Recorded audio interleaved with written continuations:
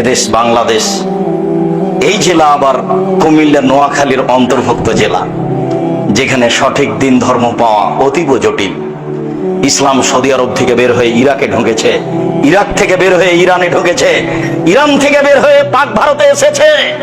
এই বিকৃত ইসলাম বিকৃত মানুষের কাছে থেকেছে 750 বছর।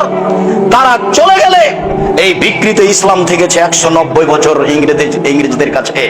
তার উপরে এই ভূখণ্ডের উপরে থেকে যে দীর্ঘদিন যারা পাকিস্তান থেকে দেশে এসে রাজত্ব চালিয়েছিল, তারা সবাই ছিল শিয়া। মিস্টার জিন্না শিয়া, মিস্টার লিয়াকত আলী শিয়া, প্রেসিডেন্ট আইয়ুব শিয়া। তাদের হাতে দিন ধর্ম থেকেছে, ক্ষমতা তাদের হাতে থেকেছে।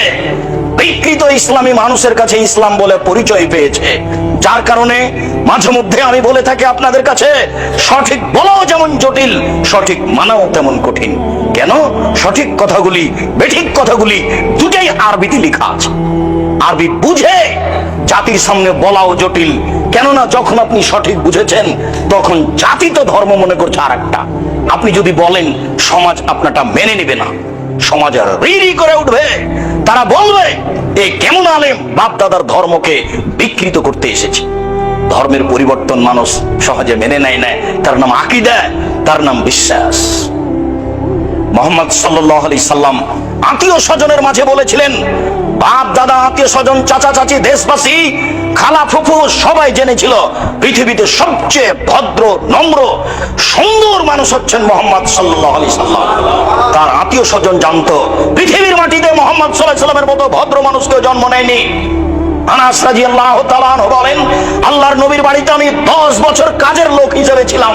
10 বছরের মধ্যে তিনি বলেননি লেমা কুতা লেমা ফাওতা, এটা করলে কেন, এটা বললে কেন।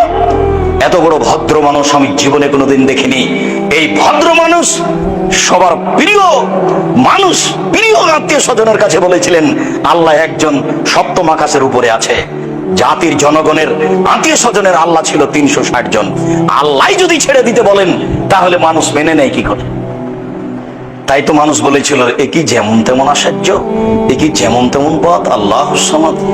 আরে অন্তত কেউ তো 3 জন মাবুদ মানে, এ বলছে 3 জনও নয়, মাত্র একজন সপ্তম আকাশের উপরে থাকে। কেমনে মানা যায়?